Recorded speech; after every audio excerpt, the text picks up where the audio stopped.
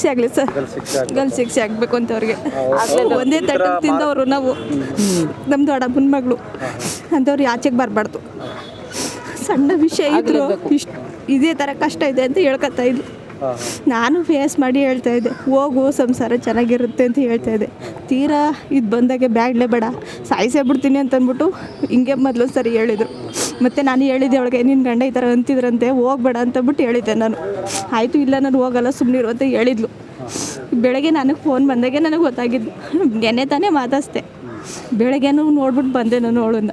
ಅದನ್ನು ನೋಡಲಿಲ್ಲ ಸರ್ ನಾನು ಕೆಲ್ಸಕ್ಕೆ ಹೋಗಿದ್ದೆ. ಬಾ, ನಾನು ಕೆಲಸ ಮಾಡೋ ಹತ್ರ ನೀನು ಮಾಡು ಬಾ ಅಂತ ಹೇಳ್ತಾ ಇದ್ದೆ ನಾನು. ಸುಮ್ಮನಿರು ಸ್ವಲ್ಪ ದಿನ ಬರ್ತೀನಿ ಅಂತಂದ್ಬಿಟ್ಟು ಅಂತ ಇದ್ಲು.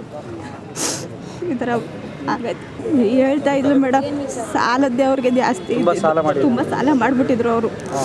ಅದಕ್ಕೆ ಅದನ್ನ ಟೆನ್ಷನ್ನು ತೀರ್ಸೋದೇ ಎಲ್ಲಿಂದ ಮಾಡೋಕ್ಕಾಗತ್ತೆ ಅಂತ ಹೇಳ್ತಾ ಇದ್ಲು. ಅದೆಲ್ಲ ತಗೊಟ್ಟು ಹೆಂಗೋ ಹಂಗೆ ಮಾಡಿ ಪಾಪ ಅವ್ರ ಚಿಕ್ಕಮ್ಮ ತೀರಿಸ್ಕೊಟ್ರು ಪಾಪ. ಹೆಂಗೆ ಮಾಡಿ ಅದಾಗೆ ಅಲ್ಲಿ ಇದ್ದಷ್ಟು ಹೊಡಿತಾಯಿದ್ರು. ಮನೆ ಆಚೆಗೆಲ್ಲ ಹಾಕಿದ್ರಂತೆ. ನಮ್ಗೆ ಅವೆಲ್ಲ ಗೊತ್ತಿರಲಿಲ್ಲ, ಫೋನ್ ಮಾಡಿ ಹೇಳಿದಾಗೆ ಗೊತ್ತಾಗಿತ್ತು. ಬಟ್ ಇವಾಗ ಆ ಥರ ಇಲ್ಲೇ ಇದ್ದಿದ್ದು ಬಂದು 2 ವರ್ಷ ಆಗಿತ್ತು ಅವ್ರು ಬಂದು, ಆವಾಗಲೇ ನನಗೆ ಗೊತ್ತಾಗಿದ್ದು.